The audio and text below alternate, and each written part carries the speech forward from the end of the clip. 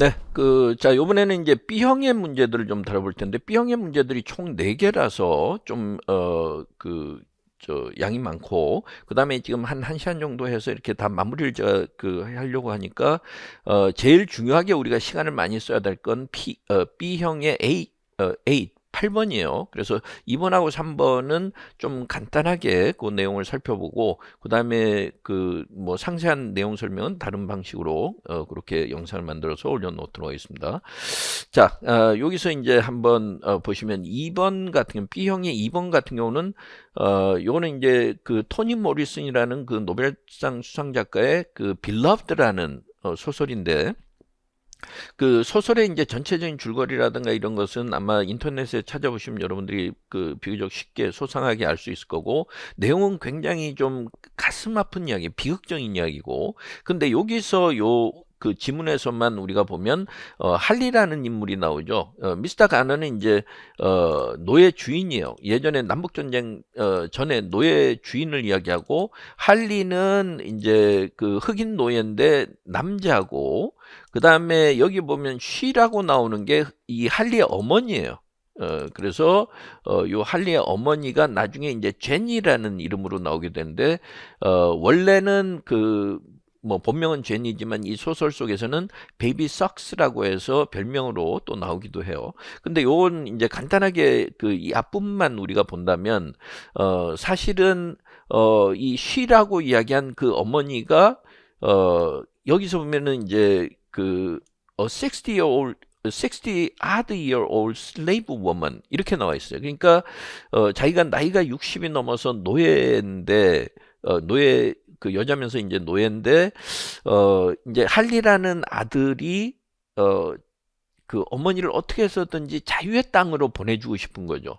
그래서 노예 주인이 거기에 이제 동의를 해가지고 결국은 이제 자유의 땅을 밟게 되는데, 그 대신에 할리 자신은 이 농장에 남아야 되는 거예요. 그러니까 그 어머니 쪽에서는 지금 내가 이 나이 들어서 도대체 뭐 때문에 자유를 얻느냐, 걷는 것도 이렇게 다리도 쩔뚝쩔뚝하면서 이렇게 힘겹게 걷고 있는 내가 도대체 왜 이런 자유를 얻어야 되는지 자기 자신은 계속 의문을 하고 있는 거죠. 근데 그걸 아들한테는 차마 그 이야기를 못한 거예요. 왜냐하면 아들이 그 큰 희생을 치르면서 자기를 자유의 몸으로, 자기 자신을 희생하면서 자유의 몸으로 만들어 주니까 그걸 차마 이제 거절을 못하고, 거기에 대해서 자기 속으로는 의문을 가지고 있지만 그 의문을 아들한테는 절대 말을 못하는 거예요.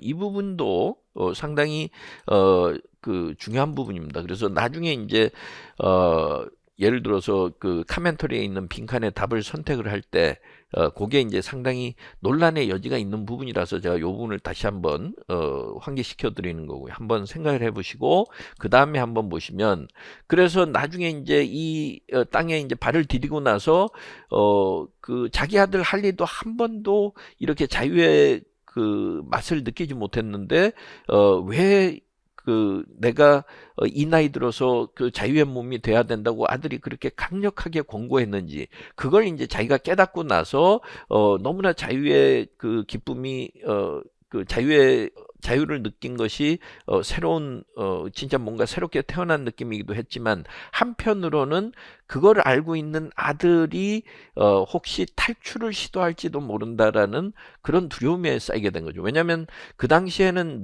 흑인 노예들이 탈출하다 붙잡히면 상상도 할 수 없을 정도의 잔혹한 고통을 맛보는 그런 결과가 있었기 때문에, 그래서 여기서 it scared her 이렇게 해서, 여기서 it이라고 얘기하는 거는 자기가 느낀 그 자유의 기쁨을 이야기하는 거죠. 여기에서는 은연중에 묘사를 했고 직접적으로 묘사를 하지는 않았지만, 그래서 그 정도로 생각하시고, 그러면서 이제 그 뒤에 뭐라냐면 something's the matter, what's the matter, what's the matter 이러면서 뭔가가 좀 달라진 것 같고 느낌이 뭔가 이상한 것 같은데 그게 뭘까 그러면서 자기 스스로 머릿속으로 막 찾아보려고 하는 거예요. 그런데 지금까지는 이 뒤의 내용은 뭐 간단하게 설명을 하면, 지금까지는 자기의 두 손이 있어도 그 두 손을 보면서 한 번도 이게 내 것이라는 생각을 못 했던 거죠. 왜냐하면 노예 노예로 살아오면서 노예는 모든 내 몸과 영혼까지도 주인의 것이기 때문에 그냥 자기는 기계 부속품처럼 톱니바퀴처럼 그렇게 살아왔어요. 그런데 지금 이렇게 보니까 아, 내 손이구나 이렇게 느끼니까 그 자유의 어떤 기쁨을 느끼기 시작한 거죠. 그러면서 또 하나는 심장박동이 나오는데 heartbeat이라는 표현을 heartbeat. 그러니까 이 심장박동은 살아있으니까 당연히 가슴이 쿵쾅쿵쾅 뛰고 했지만 그 전만 하더라도 이게 나의 심장박동 소리인지 느끼지도 못했다는 거. 우리는 상상할 수 없죠. 그런데 그 노예의 심정에서는 이제 그걸 그 처음으로 자기가 느낀 거예요. 예, 그러면서 그때 이제 막 어이가 없기도 하고 통쾌하기도 하고 그래서 웃음을 막 터뜨리는 그런 모습이 이렇게 나오는 거예요. 예, 그래서 여기서 보면 디스파운딩이라는 것도 핫빛이고 그렇죠? 그 다음에 a knocking in a chest라는 것도 핫빛이죠. a knocking in the chest. 그러니까 이 핫빛이라는 표현은 이렇게 세 가지 표현으로 다 이제 같은 의미로 이렇게 나왔어요. 자, 문제를 한번 봅시다. 근데 이제 2점짜리 문제였는데, 자, 여기서 보면은 지금 뭔가 한 여성이 자기의 그 어떤 장소도 지금 바뀌고 그 다음에 사회적 지위도 바뀐다. 이 말은 이제 노예였다가 자유인이 된다는 것을 우리가 알 수 있고요. 그러면서 자신의 어떤 처지가 바뀌는 걸 서서히 느끼게 되는데 her something 이렇게 얘기해서 그녀의 무엇이 나왔는데 그것 때문에 궁극적으로 그녀의 마음속에 뭔가 자유의 느낌과 이제 자기가 살아있는 존재라는 animated 이러니까 살아있는 존재라는 걸 느끼게 된다. 이렇게 얘기해서 여기서 이제 정답은 이제 핫빛이에요. 예, 그래서 핫빛인데 저한테 또 질문한 분 중에 보니까 question이라는 표현은 안 되느냐 이렇게 얘기했는데 거기에 제가 답변한 것은 question 자체로만 보면 지금까지 자기가 느끼지 못했던 삶의 공허함에 대해서 자유를 느끼니까 이제야 이런 것이 결국은 내 삶이 아닌가 이렇게 의문을 한다고 하면 그러면은 그 의미가 통할 수 있는 거죠. 예, 그러면 답이 될 수 있죠. 근데 여기서 본문에서 question이라고 하는 것은 도대체 내가 이 나이에 왜 내가 60이 다 넘어서 몸도 성하지 않은데 자유가 무슨 소용이야 이러면서 사실은 부정적인 의미의 question이었던 거죠. 그러니까 이 본문의 내용을 카멘터리에서는 축약해서 요약 전달을 해야 되는데 그러면 논리적으로 안 맞기 때문에 question은 답이 될 수가 없는 거예요. 예, 그래서 제가 뭐 질문에 대해서도 답을 했지만 퀘스천은 안 되고 여기서는 핫빛밖에 될 수 없다. 그 점은 이제 여러분들이 잘 생각하셔야 되고요. 자, 그건 뭐 그 정도로만 하시면 될 것 같습니다. 자, 그 다음에 여기 이제 3번에 이 희곡도 사실은 보면은 라이언스는 아들이고 그 다음에 트로이는 아버지요. 근데 이제 두 사람이 우리가 이제 부자 간에 서로 간에 그 갈등 상황이라든가 이런 건 현실의 생활에서도 많고 그 다음에 문학 작품에서 흔히 나오는 주제죠. 그래서 트로이라는 아버지는 이 글을 전체적으로 읽어보면은 진짜 청소부로 일하면서 굉장히 뼈 빠지게 일해서 어떻게 해서든 자식들을 벌어먹여 살리려고 하고 그런 아버지일수록 굉장히 완고하고 그 다음에 아들에 대해서 아들이 뭔가 꿈을 가지고 있거나 그러면 그걸 인정하기 힘들어하고 너도 열심히 일해서 그냥 가족들 부양하고 이래야 되지 않느냐 이런 쪽에 생각을 한단 말이에요. 근데 라이언스는 이 앞에서 이제 I can't find no decent job 이러면서 좀 번듯한 직장 얻기가 그렇게 쉽지 않더라고요. 진짜 번듯한 직장이 없더라고요. 그러면서 내가 그러면은 뭐 어디에서 일해야 되나요? 그러면서 도대체 저는 뭐 아버지가 이제 그 전에 너 왜 일 안 하고 빈둥빈둥거리냐 이렇게 이제 타박을 했겠죠. 그러니까 나오는 대답이죠. 그러면서 변명을 했어요. 예, 그래서 이거는 일종의 변명이죠. 그래서 제가 뭐 그 일자리 얻기 싫어서 안 얻는 줄 아세요? 뭐 그래도 좀 제대로 된 일자리여야 되잖아요. 뭐 이렇게 얘기를 하니까 아버지는 네가 뜻만 있으면은 아버지처럼 뭐 청소한 일도 하고 이렇게 하면 되지 않느냐 이러면서 설득을 하는데 그 다음에 보면은 뭐 여기서 이제 흑인들이 지금 대화하는 거기 때문에 사실은 어법이 안 맞는 표현들이 상당히 많아요. 근데 그거는 이제 일일이 여기서는 제가 설명하지 않고 중요한 부분만 좀 설명을 할 텐데 그래서 이제 어쨌든 그거는 차치하고라도 계속 이야기가 진행이 되다가 라이언스가 뭐라 하냐면 뭐 청소하고 이런 거 저하고는 안 맞아요 이러면서 그 남의 그 지저분한 쓰레기 같은 거 막 이거 막 청소부를 청소하면서 그렇게 해주고 싶지는 않고 않다 그러면서 I don't wanna be punching nobody's time clock 이렇게 했는데 punch a time clock 이 표현은 예전에 많이 나왔던 표현인데 요즘이야 그럴 일이 없죠. 요즘 뭐 출퇴근하고 이럴 때 예를 들어서 뭐 재택근무도 많고 뭐 코로나 사태 이후에 뭐 재택근무를 한다든가 아니면은 반은 출근하고 반은 재택하는 하이브리드 형태도 많고 뭐 이렇기도 하고 그다음에 뭐 근무 형태가 다양하게 돼 있지만 이때만 하더라도 출근을 뭐 하면 9시부터 9시에 출근하면 9시에 들어가면서 타임 클락이라 그래서 이제 출근부가 있으면 거기다 딱 찍어야 되는 거죠. 우리로 치면 예전에 출근 도장 찍는다 그러는데 도장은 아니고 이제 펀치기가 있어서 거기다 찍게 되는 거고, 그래서 그런 사실을 조금 이해하면 훨씬 더 편하게 이해할 수 있고, 그렇지 않다고 하더라도 이 전체적인 내용을 보면은 조금 틀에 박힌 삶을 싫어한다는 걸 알 수 있어요. 그리고 나중에 뒤에 보면은 자기는 음악을 하고 싶어 하는 사람이니까 우리가 어느 정도 라이언스의 성격이나 성향을 알 수 있는 거죠. 예, 그래서 여기서 I don't wanna be punching nobody's time clock 이 말은 틀에 박힌 생활은 좀 하고 싶지 않다. 그런 정도로 그렇게 생각하시면 되고 그래서 이제 답을 한번 보시면 자, 여기서 보시면 Lions does not wish to be constrained by a conventional lifestyle.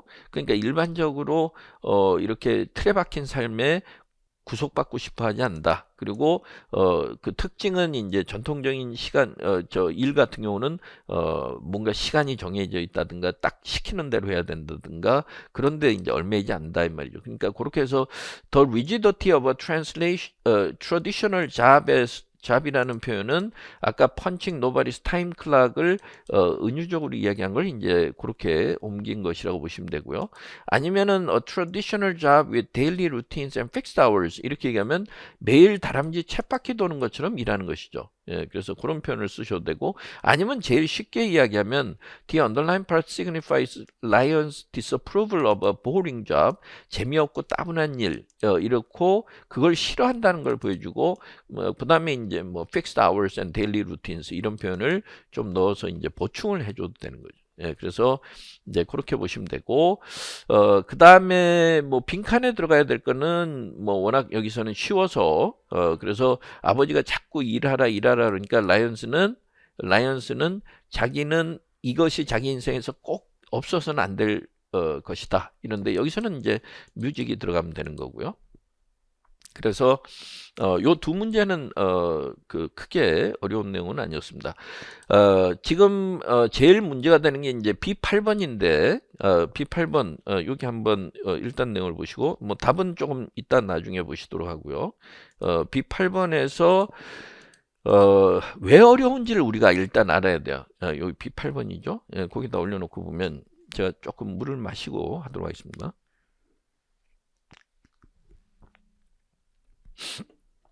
아까 A10번도 제가 이제 설명을 하면서 말씀을 드렸는데 우리가 좀 어려운 경우는 이렇게 뭔가 추상적이고 학술적이고 또 내가 잘 모르는 분야 이거는 왜냐면은 우리가 과학에 대한 지식이 별로 없잖아요. 물론 아주 이과거나 과학을 관심 있게 보거나 이런 사람이 아니라면 저도 뭐 과학이나 수학은 뭐 예전에 수포자 뭐 과포자 이럴 정도로 사실은 별로 그렇게 잘 하지 못했던 분야인데 이제 나이가 들면서는 수학하고 과학에 대한 관심이 생겨요. 왜냐하면 여러 가지 글들을 읽다 보니까.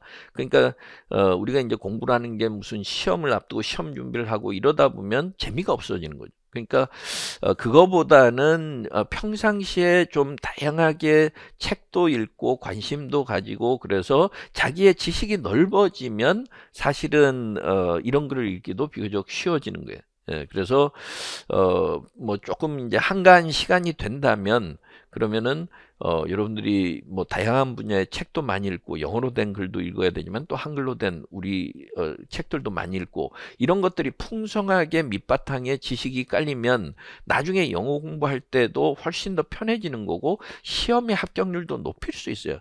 궁극적으로 보면. 그래서 그거는 이제 또 별도의 주제니까 제가 따로 나중에 말씀을 좀 드리도록 하고 자, 이 주제를 보면 우리가 이제 자꾸 용어들 때문에 헷갈리는 경우가 있는데 시그널이라는 표현 나왔을 때 신호 뭐 이렇게만 이야기하지 말고요.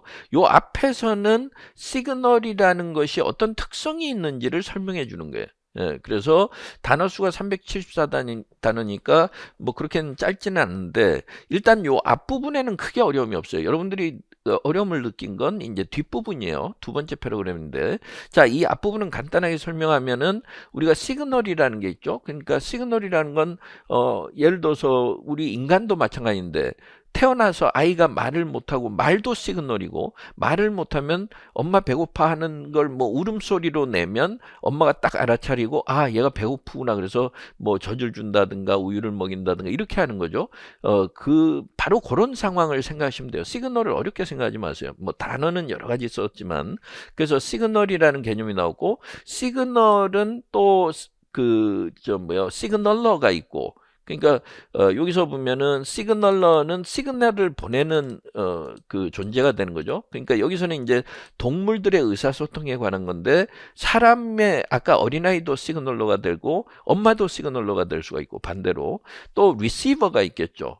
그러니까 그 신호를 받는 상대방이 있는데 신호를 받는 상대방은 신호를 해석해야 되겠죠. 아이가 막 우는데 저게 뭐 오줌을 싸서 그런지 배가 고파서 그런지 그걸 이제 판단을 해야 된단 말이에요.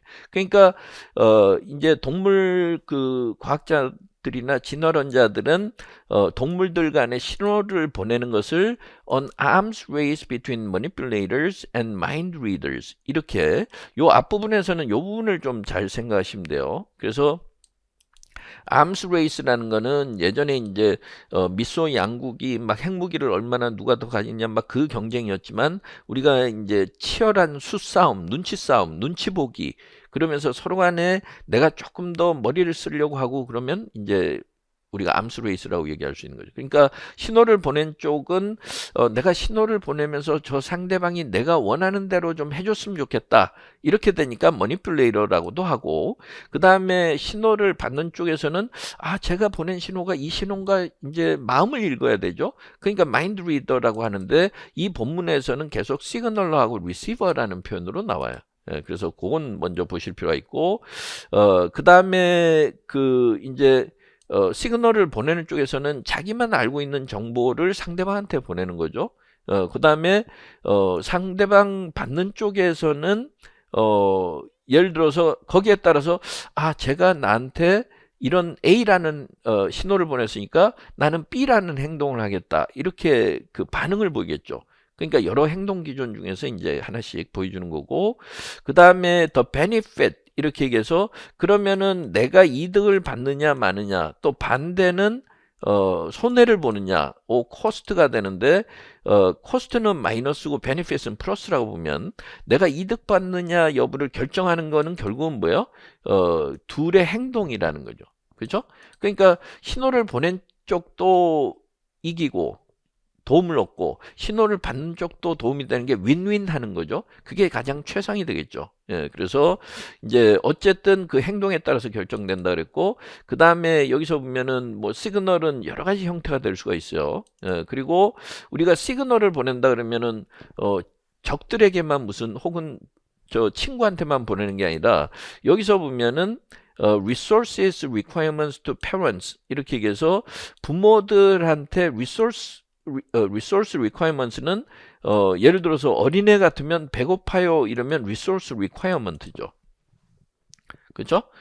아니면 좀 업어주세요. 뭐 이런 것들도 그럴 수 있고, 뭐 아니면은 뭐 다른 걸 요구할 때도 그러니까 부모한테도 보낼 수가 있고, 그 다음에 경쟁자들끼리는 서로 내가 힘세, 고릴라가 막 가슴을 막 치면서 내가 더 힘세, 뭐 이런 걸 수도 있고, 그 다음에 남녀 수컷과 암컷 우리가 동물들이야 뭐 수컷과 암컷을 쓰니까 그러니까 수컷과 암컷 사이에서는 내가 이렇게 매력적으로 공작새가 무슨 화려하게 이러면은 뭐 암컷이 원래 공작은 이제 수컷이 이렇게 화려하니까 그래서 암컷이 매력을 느낀다든가 아니면은 뭐 고릴라를 보고 아 저놈이 힘이 셀 것 같다든가 뭐 이렇게 느끼는 그런 것들이 다 신호를 주고받는 신호를 발신하는 쪽과 받는 쪽 이렇게 될 수 있다는 거예요.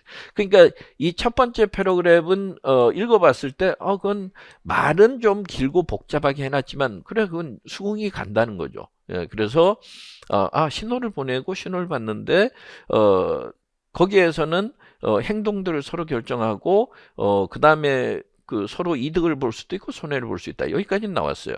자, 그러면 이제 그 다음으로 넘어가서 봅시다.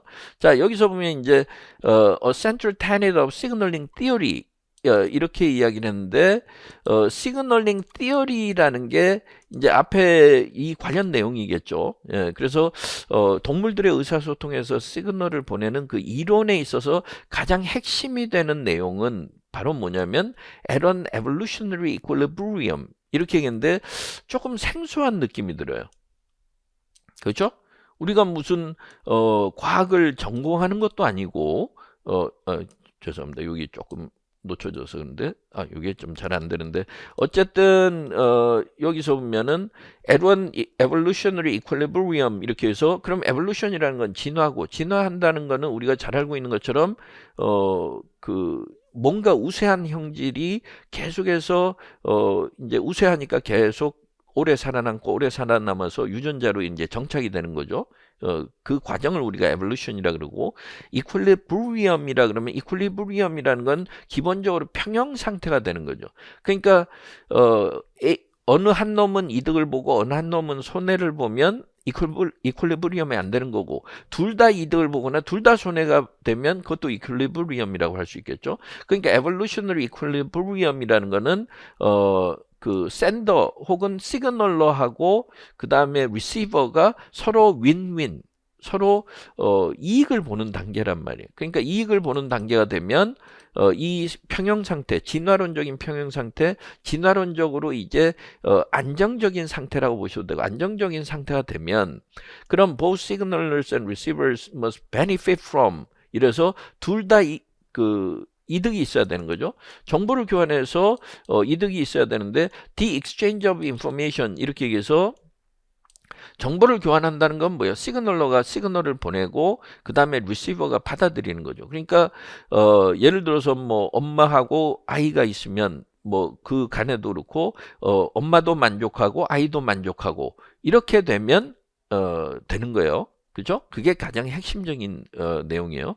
자, 그 다음에 그런데 if receivers did not benefit from their responses 그러면은 이제 예를 들어서 그 A라는 그 시그널을 누군가가 보냈는데 받는 쪽에서 나는 이득이 아니고 나는 손실이야.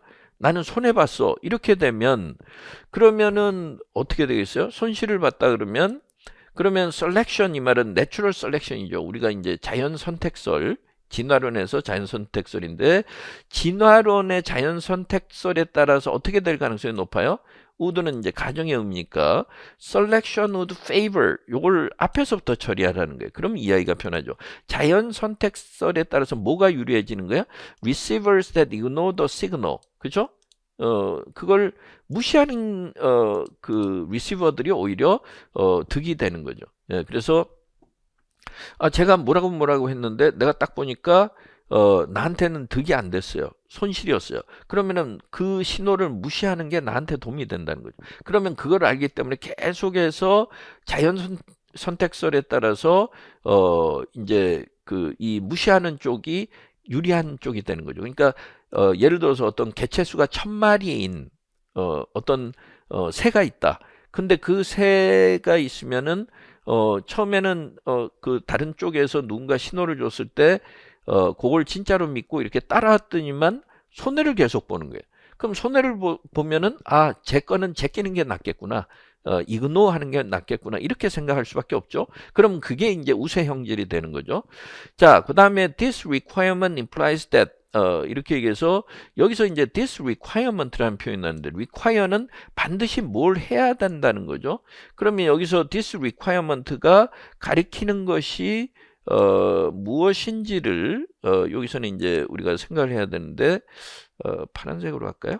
this requirement 이렇게 얘기했는데 우리가 requirement는 반드시 뭐 해야 된다는 거는 여기서 this requirement가 가리키는 걸 찾아야 되는데 여기서 must라는 표현이 나왔어요. 그러니까 both signalers and receivers must benefit from the exchange of information 이렇게 얘기해서 그 이제 여기서 제일 중요한 거는 둘 다 윈윈, 둘 다 이득을 봐야 된다는 거죠. 그래서 반드시 그렇게 돼야만 논리에 맞는 거예요. 그래서 만약에 반드시 둘 다 이득을 봐야 된다는 것이 이제 이 this requirement 이런 요건인데 이런 조건이죠. 이런 조건에서 우리가 알 수 있는 거는 signals must convey 이래서 그러면은 둘 다 이득을 보려 그러면 어떻게 돼요? 시그널을 보내는데 가짜를 보내요? 그럼 저놈이 그 받는 쪽에서 제가 가짜니까 이제 제껴야지 이렇게 된다는 거죠. 그럼 둘 다 이득을 볼 수 없는 거죠. 그러니까 어떻게 돼야 되는 거예요? 이 진실한 정보가 돼야 되는 거죠.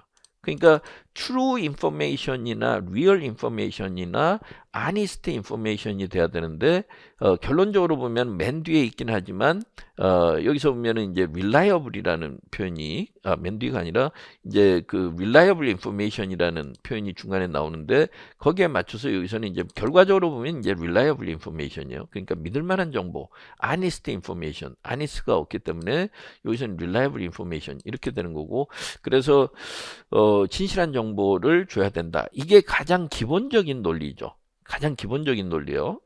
이런 시그널링 시어리에서 가장 기본적인 논리는 둘 다 이득을 봐야 되기 때문에 당연히 좋은 믿을 만한 정보를 줘야 된다. this idea가 바로 이런 생각이었던 거죠. this idea. 그러니까 앞에서 이야기한 이것이 this idea has been the source of controversy. 이렇게 얘기하면 이런 주장이나 이런 시그널링 시어리 그러니까 시그널링 시어리에서 가장 핵심적인 이 내용이 발표가 되니까 논쟁이 뜨거워진 거죠. This idea has been the source of controversy. 그러니까 찬반이 굉장히 뜨거워진 거. 맞다. 아니다. 그런데 이 논쟁이 왜 벌어졌다? Surrounding theoretical and empirical studies of animal communication 이렇게 얘기해서 동물들이 의사소통하는 것을 이론적으로도 연구해보고 실제로 그 여러 가지 다양한 실험을 통해서 아니면 관찰을 통해서도 연구를 해봤는데 그러고 나서 논쟁이 뜨거워졌어요. 그래서 시그널은 반드시 reliable information 말하자면 믿을 만한 정보를 줘야 되느냐 이렇게 되는 거죠. 그래서 논란이 뜨거워졌다 그러니까 이거는 좀 사실이 아닐 가능성이 있지 않느냐라는 반론이 제기가 됐다는 거예요. 자, 그러면은 이 논쟁을 잘 이해하려고 그러면 먼저 우리가 what we mean by dishonest signaling 이렇게 얘기해서 우리가 정직하지 못한 혹은 그 속이려는 사기치려는 신호를 보낸다 그럴 때 그게 정확하게 뭔지를 정의를 내려야 되죠. 근데 우리가 언뜻 생각해보면 뭐 사기치는데 무슨 정의가 필요해 싶지만 우리가 일상적으로 생각하는 용어하고 학술적으로 쓰는 용어는 다르기 때문에 학술적인 용어를 지금 쓰고 있는 이 글에서 논의를 계속 전개하려면 학술적인 용어에 대한 합의가 이루어져야 되는 거죠. 그러니까 dishonest라는 개념을 여기서 정해야 되는 거예요. 이 부분이 조금 더 복잡하게 느껴져요. 우리 일반인으로서는. 왜냐하면 과학자가 아니기 때문에. 근데 과학자들은 이렇게 설명을 해야 자기네들이 직성이 풀리니까 이렇게 하는 거예요. 그러니까 항상 우리가 글 쓴 사람의 심리에서 봐야 되는 거예요. 자, 그 다음에 이제 요거는 이렇게 보면서 여기까지가 dishonesty의 개념을 설명한 거예요. dishonesty의 개념을 설명한 건데 만약에 이 부분이 이해가 잘 안 되더라도 내용 이해는 크게 무리가 없어요. 전체적인 내용은. 그런데 this definition 그러니까 이렇게 우리가 정직하지 못하고 거짓이나 가짜라고 한 것의 정의 이 부분이 나오는데 정의는 여기에 내용이었고 그죠? 그러니까 요거는 이제 제가 한번 설명을 간단하게 드리도록 할게요. 그러니까 이제 그 동물학자 누구누구 이 두 사람이 former definition of dishonest signaling 이래서 정의 내리기가 쉬운데 이 두 사람이 정의에 대해서 일단 뭐 그 공식적인 어떤 정의를 내려놨다는 거죠. 정의에 대해서가 아니라 dishonest signaling에 대해서. 그러니까 이제 가짜 신호 보내기, 그래서 거짓 신호 보내기라는 데 대해서 정의를 내렸다 이랬고, dishonesty occurs 이 말은 이제 이럴 때를 가짜로 본다는 거죠. 가짜를 보는데 어떤 경우라 그랬어요? When a receiver registers X from a signaler, 복잡하게 생각되면 기호라고 생각하지 마시고 그냥 뭐 예를 들어서 뭐 우리로 치면 A라는 정보를 받았는데 B 이렇게 XY, X라는 정보를 받았어요. 그리고는 not only benefits the signaler but would also benefit the receiver 이렇게 얘기했어요. 그러니까 아까 논리대로라면은 전원만 이익이 되는 게 아니라 나도 이익이 돼야 내가 거기에 반응을 보일 거 아니에요. 아, 저 정보가 진짜라고 생각하고 똑같이 반응을 보일 텐데 if X means Y, 그러니까 X를 보니까 아, Y로 이해하면 되겠다.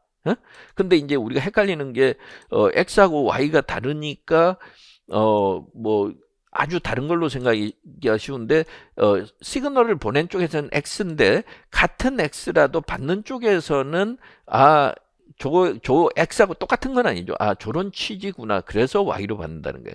그런데 그게 가짜라는 거죠. 근데 아까 뭐라 그랬냐면 not only benefits the signal but would also benefit the receiver 이렇게 되는 거예요.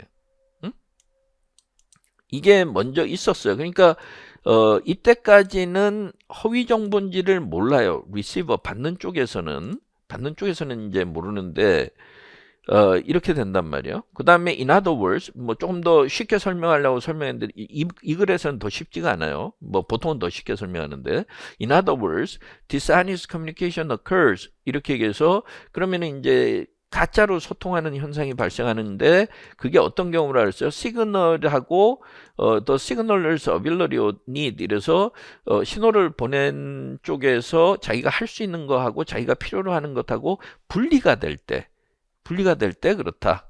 이런 이야기죠. 그러니까 그 말이 더 쉽게 설명한 것 같지만 더 쉽지는 않아요. 그래서 다른 때 같으면 좀 쉬운데 하여튼 뭐 조금 더 복잡한 것을 이제 간단하게 설명하긴 했어요. 근데 이제 요거를 보다 보니까 이게 이제 동물들의 이 시그널 신호에 보면 예를 들어서 이제 어떤 뭐 새가 한 마리 있는데 자기네 새 다른 놈한테 그래서 이제 어떤 다른 뭐 매가 그 위협을 한다고 해서 시그널을 보내면 처음에는 이제 그 동물이 그 새가 뭔가 자기가 가지고 물고 왔던 것을 예를 들어서 뭐 먹이가 있는데 그 먹이를 막 이렇게 그냥 놔두고 도망가 버린다는 거예요. 그러면은 이제 시그널을 보냈던 놈이 사실은 이제 그렇게 하는 걸 보고 매가 오지 않아도 이렇게 신호를 보내면 이 녀석은 그걸 놔두고 그냥 도망가 버릴 수 있죠. 그럼 지가 그걸 이제 먹이를 차지할 수 있는 거예요. 그걸 한번 알아차리면 그 꾀를 내서 계속해서 그렇게 가짜 신호를 보낼 수 있죠. 그러면은 한 번 당했던 놈은 한 번 당할 때는 바보였지만 두 번, 세 번 당하니까 이제 알게 되는 거죠. 그래서 괘씸해서 그 다음에는 신호를 보내도 응하지 않게 되고 응하지 않게 되면 결국은 그걸 얻지 못하기 때문에 이 신호를 보낸 놈도 그걸 깨닫고 결국은 진실하게 신뢰할 만한 이제 정보를 보낸다는 거죠. 그 묘하게 이제 우리가 이제 여러 가지 그 어떤 글을 읽을 때 이렇게 보면 배경 지식이 굉장히 중요해요. 그래서 이런 데 대해서 굉장히 무슨 글을 많이 읽었거나 책을 좋아했거나 방송을 봤거나 다큐멘터리를 봤거나 이런 분들은 이해력이 훨씬 더 빨라져요.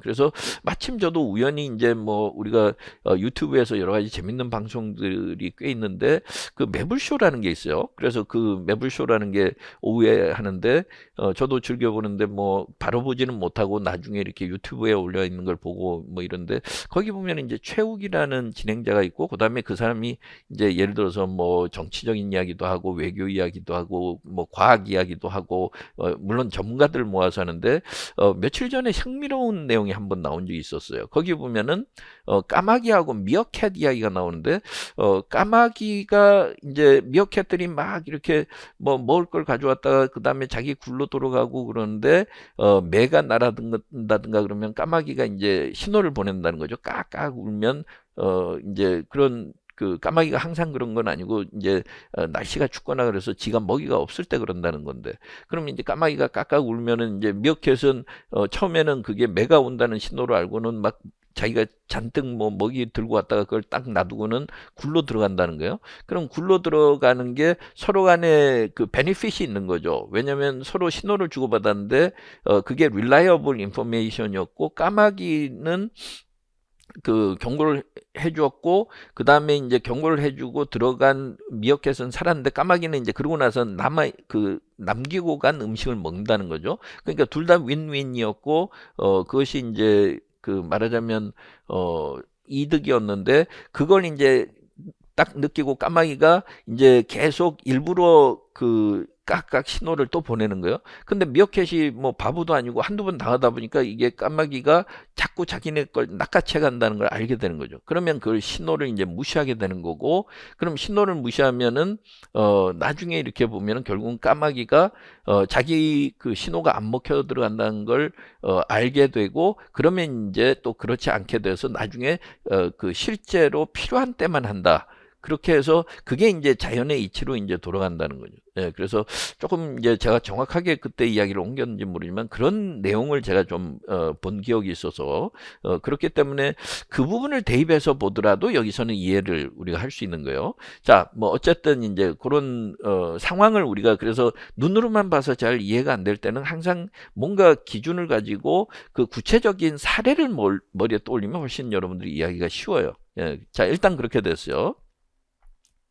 자, 그 다음에 this definition. 아까 dishonesty라는 게 우리가 뭐 거짓, 가짜 이러면 거짓이나 가짜라는 건 그냥 진실을 말을 안 하면 가짜 아니야 싶지만, 여기에서는 조금 복잡했던 게 뭐냐면 X라는 정보를 줬는데 X가 전에도 Y였으니까 Y였겠지. 근데 이게 가짜가 된 거죠. 근데 가짜인 걸 모르고 서로 처음에는 둘 다 이득이 됐던 거예요. 근데 이런 정보를 가짜 정보라 그러는데, 이 가짜 정보라는 정의를 보면 highlights the benefit of dishonesty to the signaler. 이렇게 얘기해서 신호를 보낸 쪽이 거짓말을 했는데, 거짓말한 혜택은 시그널러한테 간다는 거죠. 그러니까 거짓말을 하면 시그널러, 말하자면 지가 거짓말을 했으면은 나중에 이익이 됐는데, 그러면은 reliable information을 줄 리가 없죠. 그냥 거짓 정보만 흘리면 되잖아요. 근데 그렇게 나타났고, 그러니까 근본적인 의문을 안 가질 수가 없다. 그 근본적인 의문이 바로 뭐냐면 why would any organism은 이제 시그널러라고 생각하시면 돼요. 그래서 어떤 그 동물이나 유기체든 signal honestly to their opponents. 이 말은 reliable information을 주는 이유가 뭐냐 이 말이죠. When dishonesty potentially delivers notable rewards. 이렇게 얘기해서 지가 거짓말을 하면, 아까 까마귀가 거짓말을 하면 미어캣이 남기고 간 것을 지가 다 독차지할 수 있단 말이에요.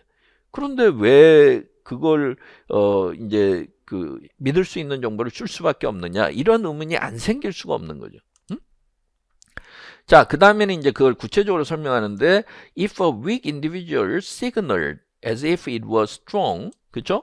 그러니까 고릴라가 있는데, 고릴라가 애가 좀 삐쩍 말라가지고 애가 힘도 없고 그런데 잘못하면은 뭐 서열에서 자꾸 밀리고 그러니까 이 그 약한 애가 자기가 센 것처럼 뭐 이렇게 막 이렇게 고릴라들이 저 가슴을 쳐가지고 자기가 세다는 걸 이제 과시하는데, 그렇게 한단 말이에요.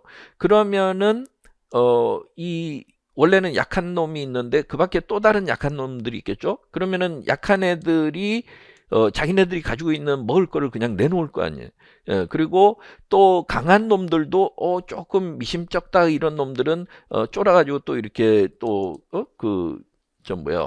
자기네들이 가지고 있는 걸 내놓을 수 있다는 거죠. 그러면은 약한 애가 거짓 정보를 가지고 지가 신호를 계속 보내보니까 효과가 있었던 거죠.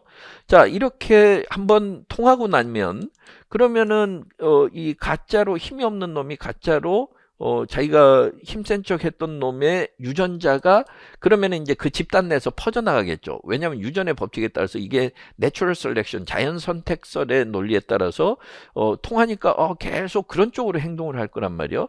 그러면 궁극적으로 어떻게 되겠어요? 결국은 the success of dishonest individuals. 그러면은 거짓말하고 가짜로 했던 놈들이 자꾸 승승장구하다 보면은 그러면은 그 서로 간의 커뮤니케이션 자체 시스템이 붕괴가 되는 거죠. 이러면은 그 거짓으로 해도 자꾸 승리를 하니까 그 다음에는 이제 안 듣는다는 거죠. 그 다음에 as the rate of the dishonest signaling increase, 그러면은 그 집단 내에서 이렇게 거짓말을 하는 비율이 늘어나면 늘어날수록 아까 이제 자연 선택설에 또 따라서 그러면 어때요? Favor receivers that ignore signals of strength. 아까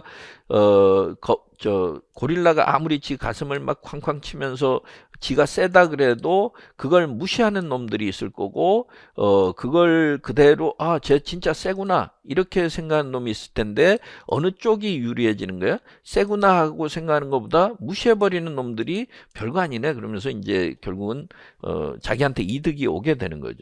자, once receivers ignore the signal, 이렇게 한번 이제 시그널을 받는 쪽에서 그 신호를 무시하기 시작하면 아까 쾅쾅 때렸을 때 신호를 무시하기 시작하면 자연 선택론에 따라서 the structural behavior required for signaling. 그죠? 아까 자기가 고릴라가 힘세다고 막 이렇게 두드리면서 시그널을 보내는데 그 시그널을 보내는데 필요한 구조나 행동 이런 것들이 해야 될 필요가 없어지는 거죠. 예, 그 다음에 as the population approached the evolutionary equilibrium, 아까 또 똑같이 이런 식으로 그 진화론적으로 평형 상태나 균형 상태에 이르면 그러면은 reliable signaling, 이래서 필요한 정보, 진실된 정보를 주는 이런 자체가 완전히 없어진단 말이에요. 그럼 커뮤니케이션이 안 되고 서로에게 그 득이 안 되는 거죠. 그러면 원래대로 다시 복원이 되고 이렇게 된다는 거예요. 예, 그래서 그런 이제 동물들의 그 행동의 원리에 관한 겁니다. 상당히 좀 어려운 내용이었어요. 왜냐하면 제가 여기서 이제 비교적 그 좀 쉽게 설명하려고 하지만 워낙 글 자체의 구조가 있어서 여러분들이 또 어떻게 느낄지 모르겠는데 시험 당일날 이 내용을 읽으면 더 머릿속이 복잡해지는 거죠. 더군다나 A형 문제 다 풀고 B형에서도 뒷부분에 있는데 여러 가지 그 다른 과목들이 어려워서 막 그 좀 이렇게 힘도 들고 주눅이 들어가 있는데 이런 내용을 보면 머리 안 들어온다는 거예요. 그러니까 이런 내용을 평상시에 잘 읽어야 되는 거죠. 예, 그러니까 항상 학술적인 내용들은 추상적인 단어, 까다로운 단어, 뭔가 복잡하게 정밀하게 정의를 하는데 거기에 휘둘리면 안 되는 거죠. 본질을 잘 봐야 되는 거예요. 예, 그래서 그냥 단어만 많이 외우고 뭐 단순지경으로 해서는 안 되고 기본적으로 글의 논리를 잘 따라가야 되는데 그러기 위해서는 문장들을 보면서 어려운 문장들을 쉽게 내가 이해할 수 있고 패러프레이징 할 수 있는 그런 능력을 키워야 되고, 그래야 특히나 나중에 학교에서 선생님이 돼서 학생들한테 가르칠 때는 그 학생들이, 어린 학생들이 잘 이해 못할 때 선생님이 쉽게 설명해 줄 수 있어야 되는데 뭐 최근에서도 그 수능 문제들도 그렇지만 지문들이 어려운 경우들이 많아요. 그걸 쉽게 잘 풀이해 줄 수 있는 설명 그런 선생님이 돼야 된다는 거, 그 설명을 할 수 있는 그래서 그걸 다시 한번 느끼는 계기가 될 수 있는 지문이었습니다. 자, 일단 문제를 보도록 하죠. 그 아까 빈칸에는 이제 reliable information이 될 거고, 그 다음에 여기에서 문제가 보면 이 본문의 내용을 바탕으로 해서 밑줄 그은 부분의 질문에 대해서 설명하라 이렇게 얘기했는데 밑줄 그은 부분의 내용이 분명히 가짜 정보 보내는 게, 내가 아까 미어캣한테 미어캣이 막 이렇게 먹을 거 가져가다가 까마귀가 깍 이러면은 놔두고 굴 속으로 확 들어가면 그걸 내가 먹는 게 까마귀한테 이득이 되는데, 그럼에도 불구하고 실제 현상에서는 그런 꼼수를 안 부리고 그 실제 진실된 정보를 주는 이유가 뭐냐? 그거는 왜냐면 결국은 그 일이 누적되다 보면은 그 시스템 자체가 의사소통의 시스템이 붕괴되기 때문이죠.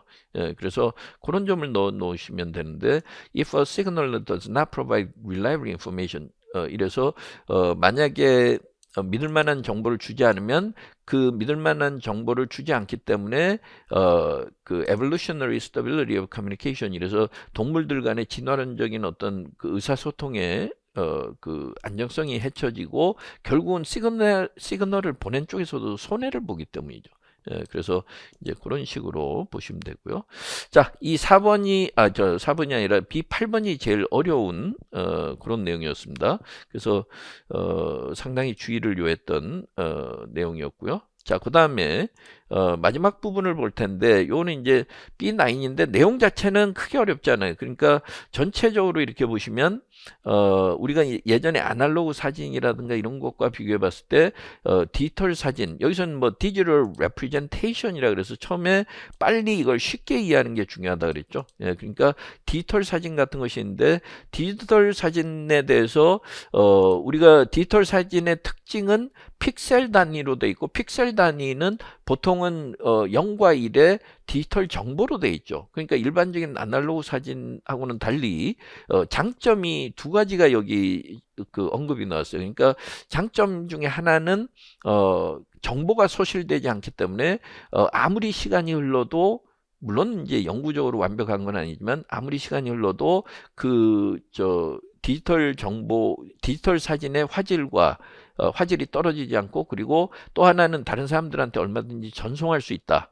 이런 이야기고, 또 하나는 우리가 디지털 사진은 소위 포토샵이라든가 이런 걸 통해서 얼마든지 새로운 그래픽 기술을 이용해서 다양하게 만들 수가 있다는 거죠. 그게 장점인데, 마지막 결론에 가서는 그게 장점뿐만 아니라 우리가 온라인에 어떤 사진을 올려놨을 때 다른 사람들이 악의적으로 그걸 조작을 할 수 있다는 거죠. 예, 그래서 그렇기 때문에 우리가 특히나 주의해야 된다, 이런 구조예요. 뭐 내용에 대해서는 크게 어렵지 않기 때문에 일일이 다 설명하지는 않을 거고요. 예, 그래서 이런 식으로 이제 구조가 돼 있는데, 이번에 그 요약 문제의 좀 차이점은, 예전 같으면은 topic sentence를 하나 정하고 그 다음에 supporting ideas를 first, second 정도로 명료하게 나눠놨다면, 이번에는 그렇지 않았다는 점 하나하고, 그 다음에 장점이 두 가지가 있는데 장점을 하나하나 두 가지 따로따로 설명하는 방법도 있고, 아니면 장점 두 가지가 있다는 걸 하나의 문장 속에 넣고 하지만 단점도 있다, 이렇게 따로 분리를 시켜주고, 그 다음에 마지막 결론에서 그렇기 때문에 좀 뭐 신중할 필요가 있다, 뭐 이런 식으로 좀 써주시면 되겠죠. 예, 그래서 뭐 전체적인 내용을 하나하나 보는 거는 여기서는 시간상 생략하도록 하고요. 자, 그래서 뭐 간단한 그런 내용을 바탕으로 해서 여기 제가 미리 준비한 답을 하나 보시면, 뭐 이게 두 가지를 좀 준비했는데, 여기서 보면 expressing objects through digital means such as taking selfies, 이렇게 얘기해서 우리가 이제 셀카 찍을 때처럼 이제 디지털 카메라를 이용해서 뭔가를 표현하면 두 가지 장점뿐만 아니라 단점도 있는 거죠. 그 다음에 digital representation offers advantages, 장점이 있는데 오래 보관할 수 있다는 것이다, 이런 이야기고, 하지만 거기에는 단점도 있다, 이런 이야기죠. 예, 그래서 그 단점의 내용이 자기 의지와는 상관없이 왜곡될 수 있다는 점이고요. 예, 그렇기 때문에 우리가 이 디지털 정보를 다룰 때는 특히나 조심해야 된다, 이렇게 보시면 되는 거죠. 예, 그래서 이제 그런 내용이고, 그래서 조금 2시간이라는 시간 내에 뭐 가능하면 전체적인 내용을 다 다루려고 하다 보니까 조금 다루지, 여러분들이 조금 내용상 궁금한 점도 있을 것 같아서 그건 또 다른 기회를 통해서 여러분들이 하나부터 10까지 전체적으로 다 이해할 수 있도록, 예, 그렇게 제가 제공을 하도록 하겠습니다. 그렇게 하고, 혹시 질문이 있으시면 언제든지 해커스의 홈페이지에다 남겨주시면 제가 성심성의껏 질문에 답을 할 수 있도록 하고요.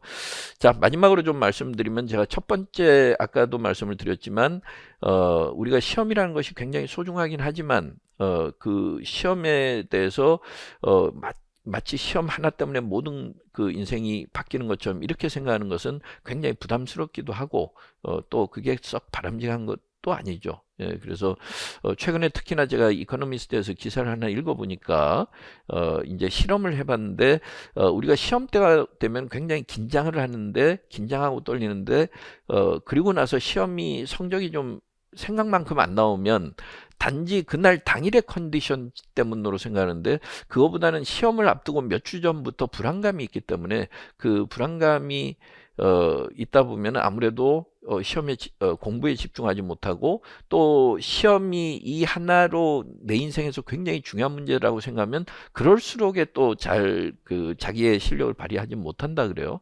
예, 그러니까 그거는 뭐 시험 전에 또 우리가 필요한 자세. 그래서 이 시험은 시험일 뿐 내 인생에 있어서 또 다른 여러 가지 기회 중에 하나다 이런 정도로 생각하시는 것이 그게 더 좋을 것 같은데 그건 시험 전의 자세이기도 하지만 시험 이후의 자세이기도 하니까 여러분들이 또 오늘 하루는 또 새로운 여러분들의 인생 속에서 하루니까 또 열심히 하시면 되는 거고요. 예, 그래서 지금은 1차 시험의 결과보다는 아직은 모든 것이 끝나지 않았기 때문에 2차 시험에 전념을 하시고 그 다음에 2차 시험에서 또 더 좋은 성과를 얻어서 만약에 또 조금이라도 그 불안감이 있다면 그걸 해소할 수 있는 그런 계기가 되시길 바랍니다. 예, 그래서 이제 앞으로 또 뭐 해커스 학원에서 우리가 임용 과목을 가지고서 다양하게 또 여러분들과 만날 기회가 있겠지만 오늘은 이 해설 특강을 여기까지 마무리하도록 하겠습니다. 네, 수고하셨습니다. 감사합니다.